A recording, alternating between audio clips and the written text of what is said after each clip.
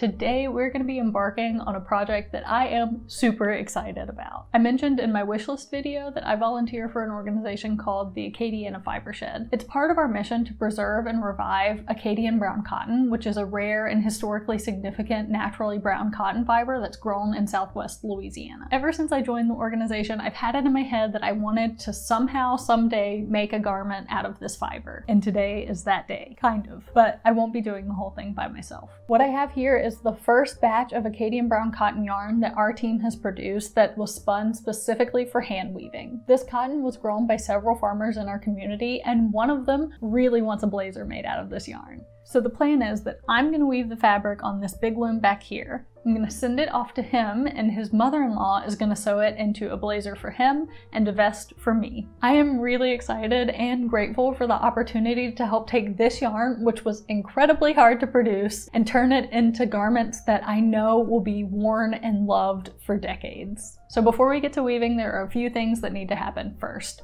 First thing, we need to plan our project. This is the website I use to plan my projects. I just input all the things I need. I know that my warp needs to be 144 inches long when it's finished. I've got 24 inches of loom waist. I want my finished width to be 46 inches, and I'll be weaving plain weave set at 20 ends per inch.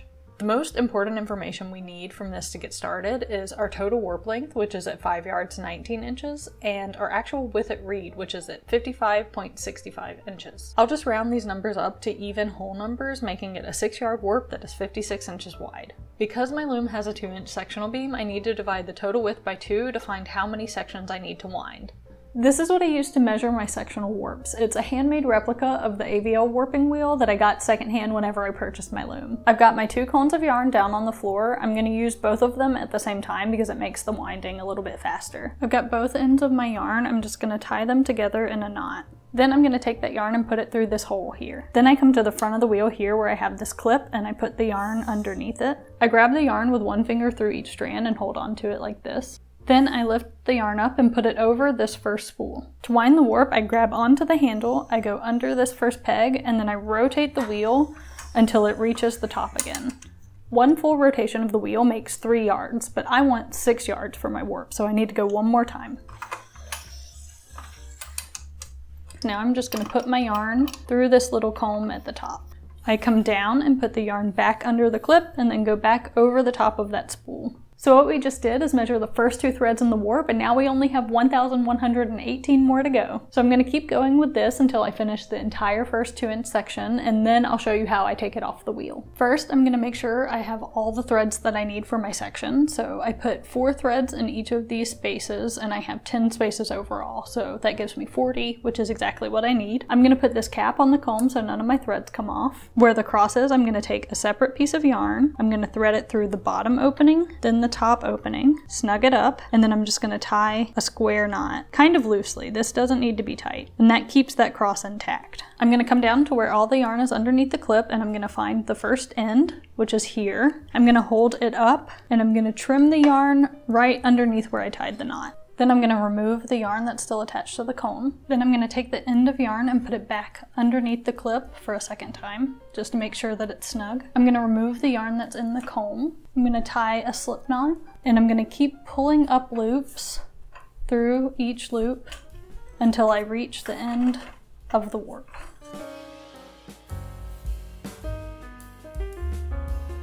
And remove the yarn from the clip. Okay, we have our first warp section. I was kind of surprised how little time that took because the last warp that I put on was 18 yards long and it had more threads per inch, so this one went by really quickly. It only took me about 6 minutes to wind this section compared to the 15 minutes it took me on my last warp. I have 27 sections more to go, so it's going to take me another 3 hours or so to finish winding this warp. It's currently after 7 o'clock, so I better get to it.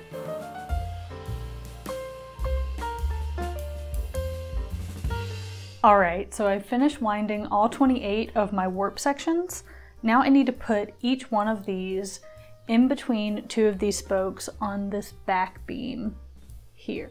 To do that, I'll be using this tool, which is called a tension box. There are other ways to wind warps onto sectional beams, but this is just the way that I prefer. I've got my first warp chain here, and I found the end of it. I'm just gonna pull it along and kind of drop it on the floor. Then I'm going to find where my cross is, and then I'm just gonna fiddle around with it a little bit until I find where the tie goes through, and I'm gonna separate those two halves of the warp chain, and I'll do the same thing at the bottom.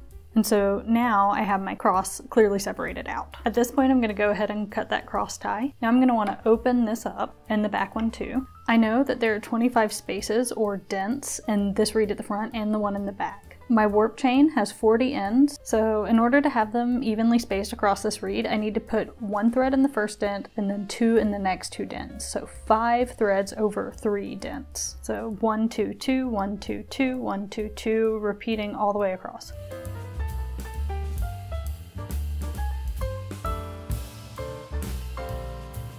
Now I'm going to close these things at the front and the back. This will keep my threads from coming out of the reeds. And then I'm just going to tie an overhand knot at the top of this warp section. To place tension evenly across this whole warp section, I'm going to undo this tension peg and bring it down to the bottom and retighten it. Now I'm going to come to the side of the loom and I'm going to take this spring off of this cord here. This lets me freely rotate the back beam. I'm going to start winding on in the center and work my way outward. I'm going to take the cord that corresponds to the section I want to wind. I'm going to set it up for a lark's head knot, and I'm going to take the end where I've tied my overhand knot and attach it. Now I'm going to hold on to my warp section at the front of the tension box, and I'm going to rotate the back beam. Sometimes I'll get some tangles, so I just have to pull them down the warp chain, and sometimes I'll step back and snap the warp chain and kind of tug on it to straighten out all of those tangles. And then I keep on winding. Once I've reached the end of the section, I'm going to take my electrical tape, I'm going to cut a fairly long piece, and I'm going to place it just underneath the threads at the back of the tension box. I'm going to leave one long side, and I'll push the threads down. I'm going to fold the long side in half so that when I fold it over, it doesn't stick to my threads. So now all of my threads are secured in the perfect order. I'm going to hold the tension on the warp with my hand until I can take it off of the tension box. And I'm going to wind until I reach the end of my warp. And I'm going to take another piece of electrical tape and stick those ends down to the warp. So this is what one warp section looks like on the loom. Only 27 more to go.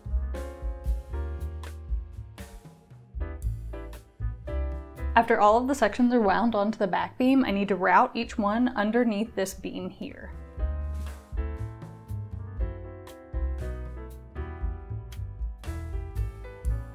Then I'm going to tie up this least stick to hold my sections up so that I can reach them while I'm threading. Now I'm going to remove the reed from the beater.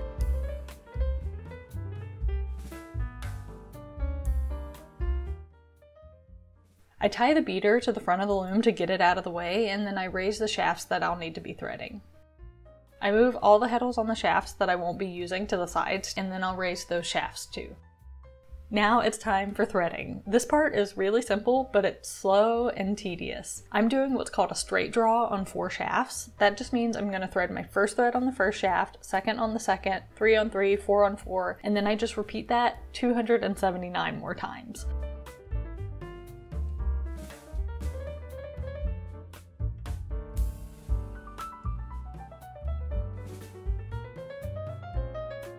After I finish threading it all, I put the reed back in the beater. Then I start slaying the reed. This is what keeps the threads spaced evenly across the warp. I'm using a 10-dent reed here, which means that I need to put 2 threads in each dent to get 20 ends per inch. After each inch of the warp, I tie a little slip knot to stop the threads from being pulled out of the reed and to help me keep track of how much I've done.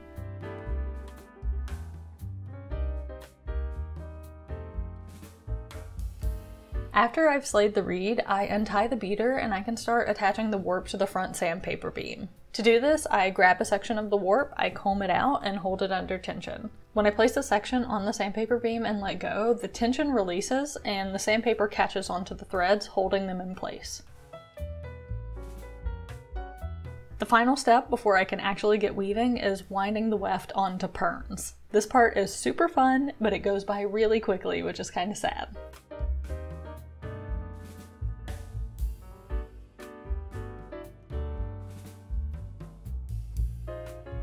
But then it's time for weaving. The first bit of the warp is always tricky. This is where I'll find out if I made any mistakes in the threading or the slaying. Also, this loom in particular has settings that need to be adjusted for just about every new warp, so there's a lot of trial and error. But after all that's worked out, it's mostly smooth sailing.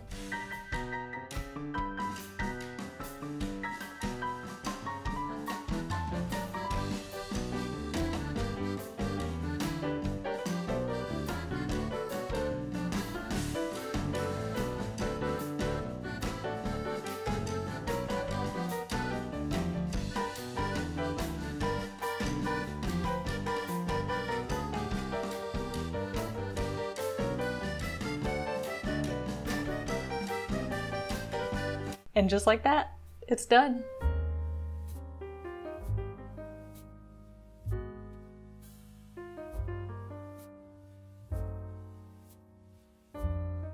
The final leg of this journey is in the finishing process.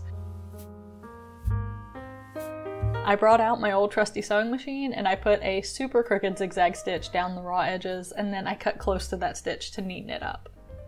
There were also quite a few broken threads and mistakes in the warp that needed to be fixed before I could wash it and send it out into the world. If you'd like to get updates on how the blazer comes out, be sure to subscribe here and follow Acadian Brown Cotton on their social media pages. I'll put the link in the description. I had a blast working on this project. It is so magical to me to be able to take what is essentially string wrapped around a cardboard tube and turn it into this huge piece of cloth that has a purpose. It's even more special having been part of the entire process and knowing the people who grew and ginned this fiber. This cloth is a culmination of years and years of hard work from a lot of really passionate and incredible people. Thank you so much for coming along on this journey.